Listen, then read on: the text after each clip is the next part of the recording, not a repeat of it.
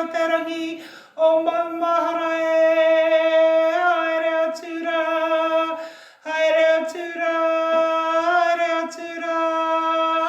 Koutou o te tau o te marama o te rānei e haere, haere, haere atura. Karama te pō, karama te ao. Aruru ana te reo o te taitoke rau e. Tau mai ana ngā taura here o te wānangoa o te aroa e. Orahia mai ngā koranga kia tākoto te manuka. Orahia mai te moana kia tau. Nau mai, haere mai, whakatau mai rā. Tuku whakamoi ni tiki ai whanga manu. O te tamawa i roa tapi me ngā ni ropono me te maanga e tautoko mai. Ai nei, ake nei, ai. I te maanga i ngā ane he ropono e te toko turu tapu. Tēnei ahau tuko te pono ngā tuku whakamoi me tiki mua tuko te aroaro. Ki te tāpāri pini tā oku tinihitanga, moikoretanga, hauriatanga, pāheketanga. Wariwaritanga, kuaretanga o te tinana me te wairoa. Kia horo kia mā ki te hukarere. Haroka te kukupā, ka noho ana au i runga te ngā kiripini tā. Ia whānau hau ai ki rota te wairoa. Ko te maangai anō hei tautoko mai, ai e nei, ake nei, ai. I te maangai i ngā ane he raponu e te tokoturu tapu. Ko tachi mai no ko te kiwanganui ki tēnei whakamoi mi te o mātou. He tātari i ngā kupu katoa, e whakapuakina i mātou roto koutou kororiatanga. Ko koutou nei hoki te timatanga me te whakotina mai o mātou. E tumanako te nei i roto koutou kororiatanga. Ko te maanga anō he tautoko mai, ai e nei, ake nei, ai. Tāpai, tango i te tāpai mi te ripini tā.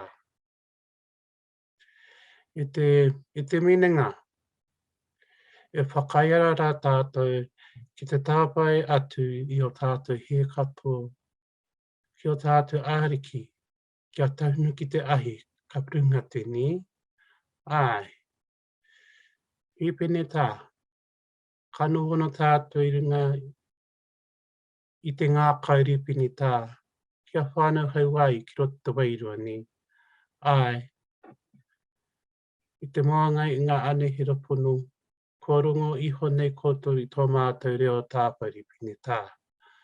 Nō reira, i tika ai kia hoatu a mātou whakamuimiti, ki o koutou aroaro, o koutou manaakitanga.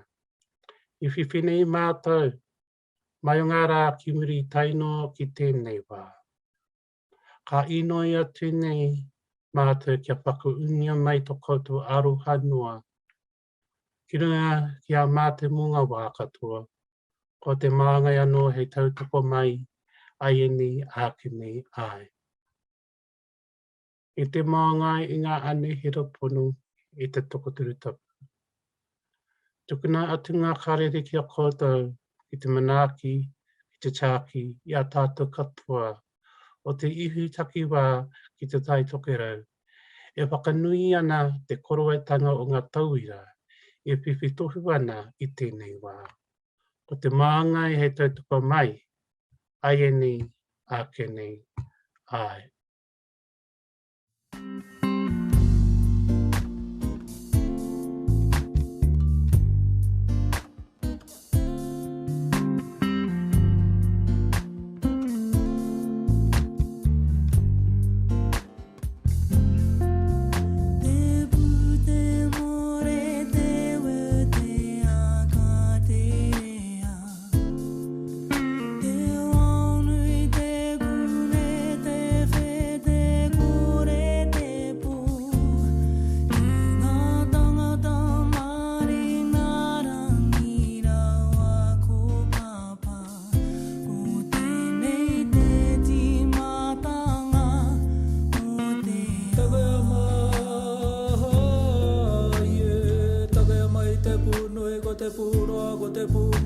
ke ko te pū whairea, ko te pū tauara, ko te pū tauari, ko te pū are, ko te pū akai, ko te pū autea, ko te pū tairea, ko te pū mai tawiti, ko te pū tā ki utae.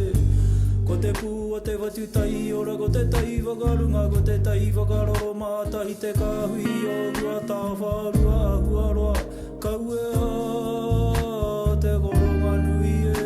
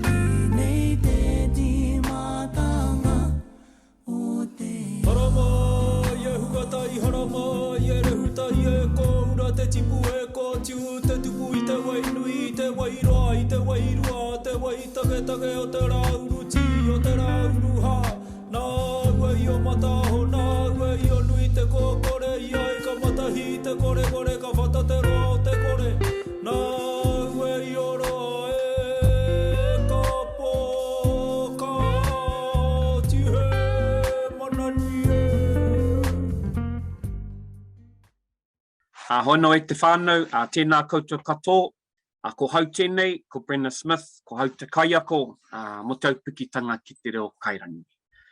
Hono te matua te rā, tēnā koe, ko koe tēnā, ko tukuna, i te mihi mahana, i te mihi maioha ki tō tātou hui. He pua waitanga te kaupapa, he pua waitanga te whakahaere, e mihi ana, e mihi ana, e mihi ana. Anā te matua e arana, haere pai. Ko koe tēnā, te teo ngā tuki, i roto i ngā rautau, ko mahoia mai, i roto i te wānanga o Aotearoa. Ko koe hoki anō, tētahi rangatira, tētahi taumata kai kōrero, kai tēnā pito kato o te wānanga. E te matua e arana, takoto mai, moi mai rai. Anā tuarua ka whakahoki te mihi, kia koutou katoa. Ngā akonga o tēnā kaupapa, ngā kaiako, ngā kaiawhina, ngā kaiwhakataki ako, ngā kaiwhakahaere ako, a mihi ana kia koutou katoa i tēnei pō. Hoi no, tāku ki ngā tauira, tēnā koutou. Tēnā koutou ko tūtuki ngā mahi, ko ea ngā mahi, i roto i ngā tau. Ko neke koe ki te kaupapa, kai mua i a koutou, kai mua i ngā whānau, kai mua hoki i ngā tangata katoa i raru te maru o te wānanga o Aotearoa. E mihi ana ki ngā mahi ko tūtuki, ngā mahi ko ea, ngā noho marae, ngā romatawai, ngā wahanga katoa i roto i ngā mahi ko ea. Hoi no, kōrero mutunga tēnei, kia pai te pō, me whakanuia, me whakarangatira, me tukuna te mihi, kia koutou ngā hunga whakarongo. Anei ko te hui topa, anei ko te marae hau, tēnā koutou, katoa. Te toko I whenuku, te toko I wherangi, toki a tuki a. Ko te mumu, ko te awha, ko te mumu, ko te awha, ko te manihi kai o ta takere panapana, karau I ronga, karau I raro, ka whai tā more. I runga ka whai tā more I raro. Tēnā ko te pau. Tēnā ko te pau, o rongo, no rongo. mauri ora ka ora te pu te toko I whenuku te toko I wherangi toki atu kia ko te mumu ko te awha ko te mumu ko te awha ko te manihi kai o te takere panapana ka rau I runga ka rau I raro ka whai ta more I runga ka whai ta more I raro tēnā ko te pau tēnā ko te pau orongo norongo mauri ora ka ora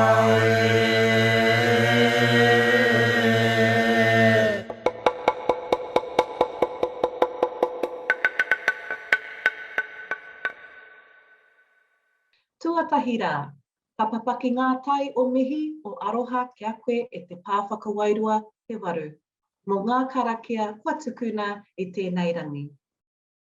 Ka huri taku mihi kia koe e te manu kōrero mō ngā mihi whakatau, mō ngā mihi wahapu, kei taku rangatira tēnā koe. E ngā manu I kai ana I te mātauranga Māori, aku karanga whaia, aku karanga matua, aku karangaranga maha, nau piki mai, nau kake mai, rārau. Kia ora, tēnā koutou katoa. I am your host this evening for the Te Wānanga o Aotearoa graduations for Te Tai Tokerau in 2021 and 2022. He uri tēnei no hokianga, no muri whenua, no Ngāti Hine, ko Kapua Nathan tōku ingoa.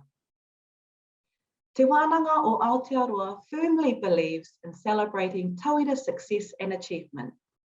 However, during these times, we move to online graduation ceremonies for the health and the well-being of tauira, kaimahi, and families.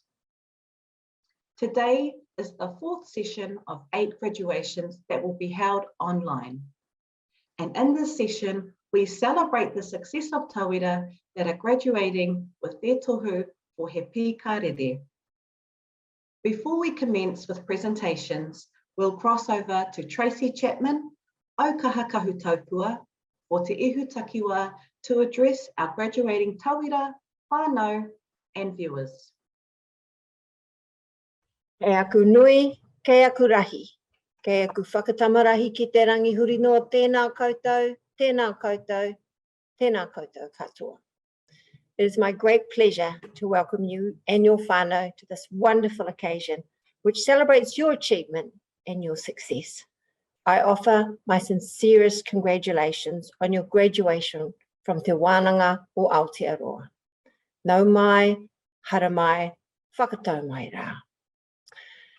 This achievement will give you the skills and confidence to continue to move forward in your future learning and life journey. We hope your learning journey with us has been enjoyable, and we acknowledge your determination to complete your studies, particularly with the challenges faced by our tauira over the last few years. Your success in overcoming these challenges and completing your studies under difficult circumstances is to be celebrated, and that's what we intend to do this evening. Your success will bear fruit and add to your kete of life experiences. Kotahi te kakano, he nui ngā hua o te rākau. A tree comes from one seed, but bears many fruit. Your learning journey is continuous, and there will always be new kai to add, because we look to you as our future leaders. Nō reira e te whānau, tēnei te mihi ki a koutou katoa, nau mai, hara mai. Tēnā koutou, tēnā koutou, tēnā koutou katoa.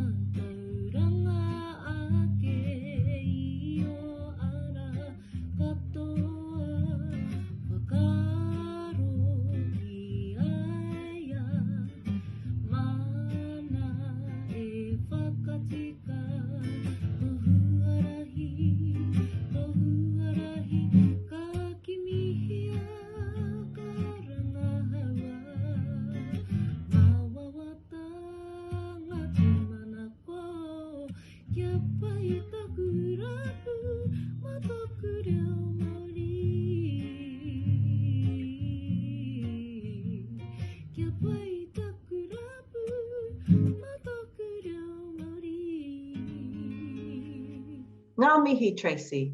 Thank you for an inspiring kōrero. I hope our tauira implement your guiding words within their endeavours to further enrich their lives, practice and educational journey. Ngā mihi nui.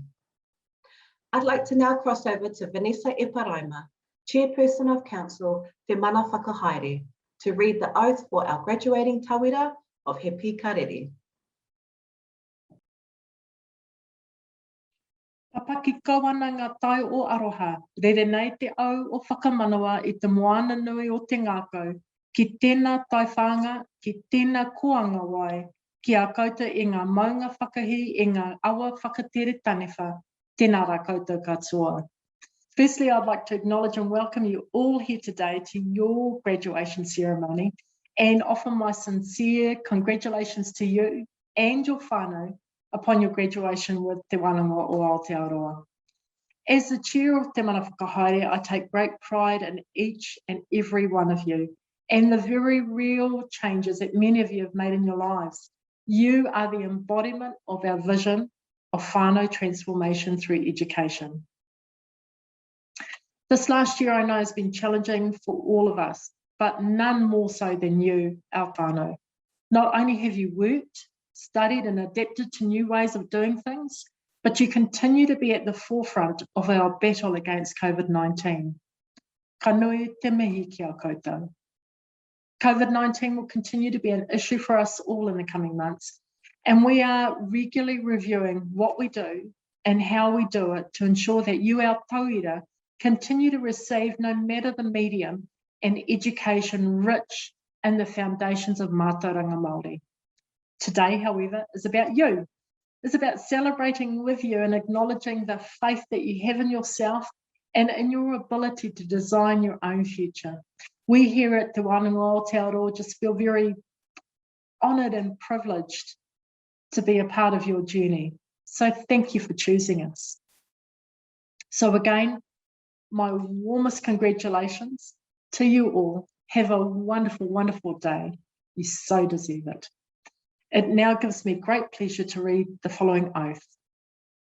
I te mana kei runga I au mai, I te kainihira, ara mai I te mana whakahaere o te Wānanga o Aotearoa, me te whakatau a te kainihira, ka tū tēnei ko Vanessa Eparaima, te himana o te mana whakahaere, ka whakawhiwhi atu I ngā tohu ki ngā tauira kua eke I a rātou ngā paearu o tēnei wānanga.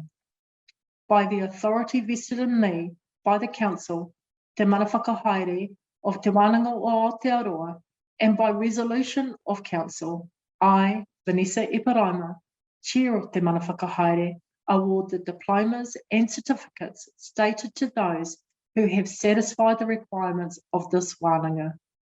Congratulations again. I'm so pleased for you all, and thank you so much for all your hard work and your faith in us. Please, everyone, honour our graduates with your applause. Kia ora. Ngā mihi, Vanessa. Without further ado, we will cross over to Byron Ripia and commence presentations for He Pī Karere.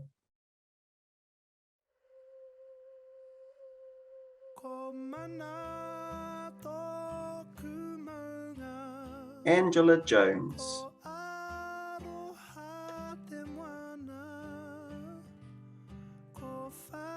Anna Main.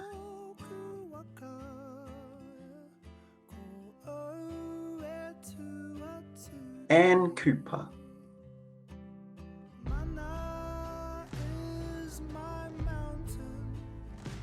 Anthony McKinney.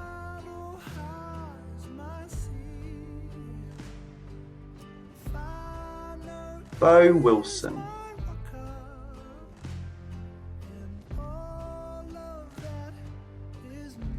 Davis Dick.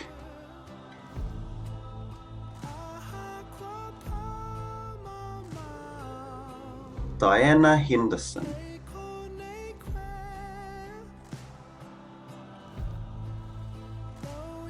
Eleanor Tamati.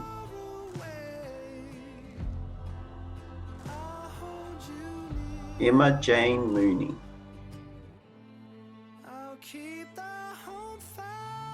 Irina Dalzell.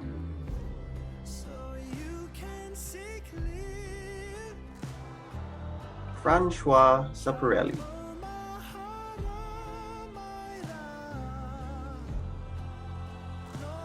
Gail Richards.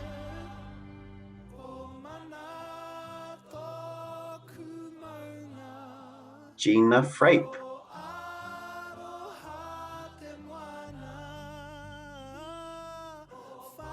Hine Leaf.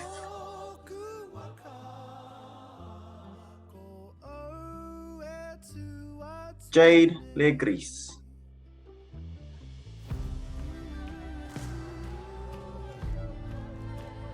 Jason Kake.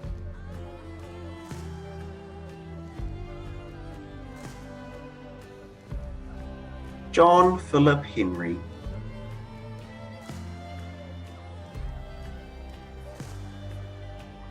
Julian Henson.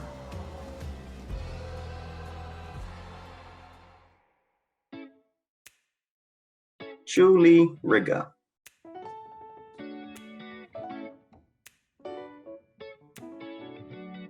Candace G.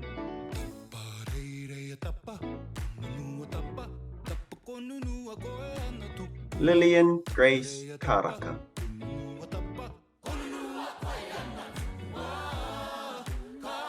Margaret Parminter.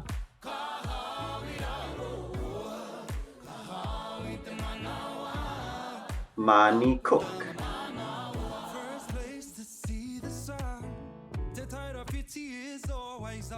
Marianne Baker.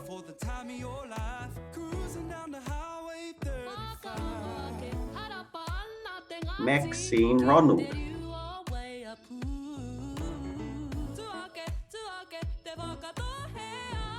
Melissa Gilbert Smith.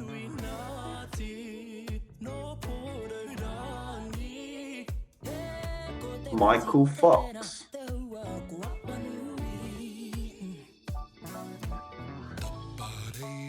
Michelle Ann Patricevich.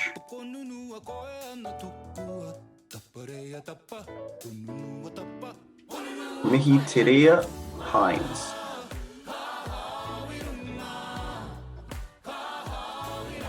Natasha Ellen McConnell.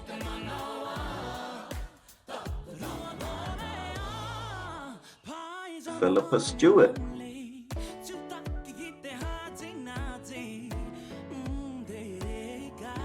Raywin Park.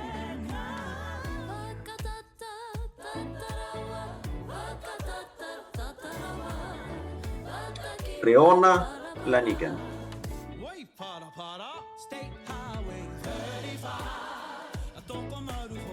Rapiro Himara.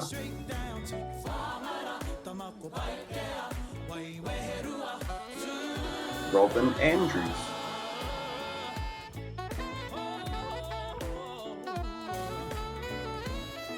Cherie Vermour.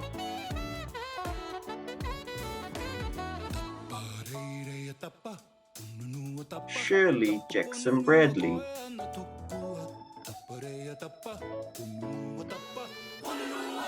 Suzanne Emerson.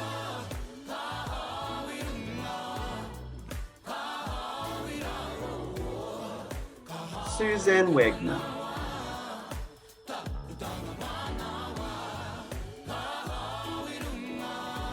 Tanya Harris.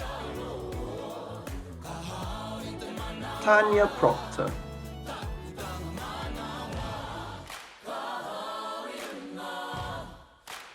Tehuya Cooper.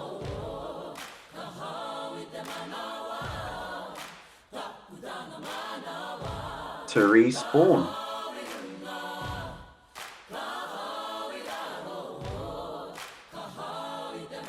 Zandra Petrick.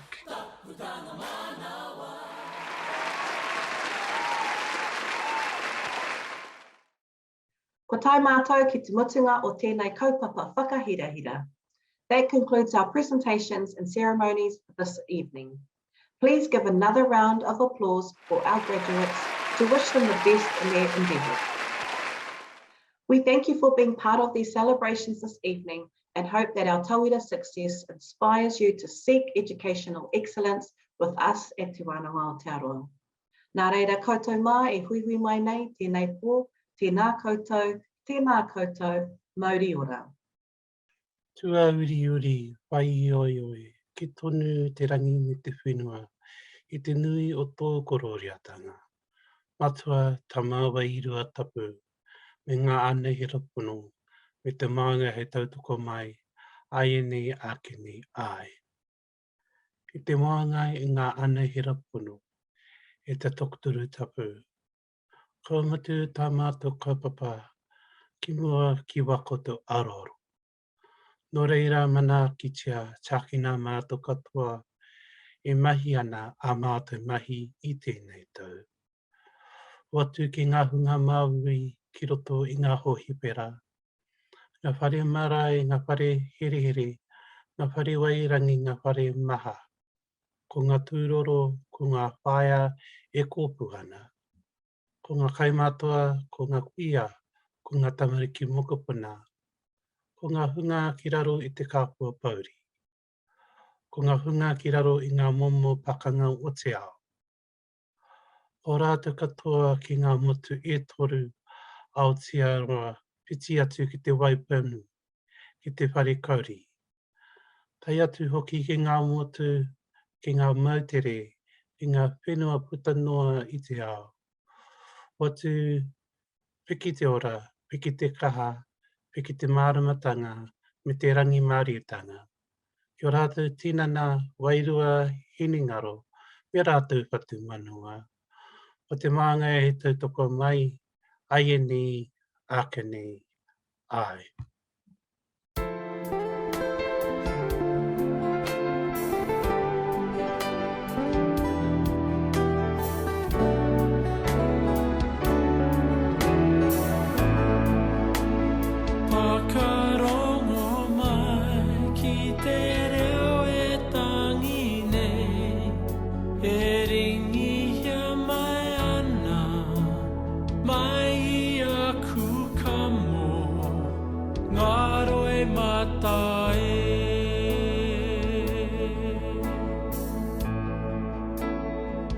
Whiti mai te rā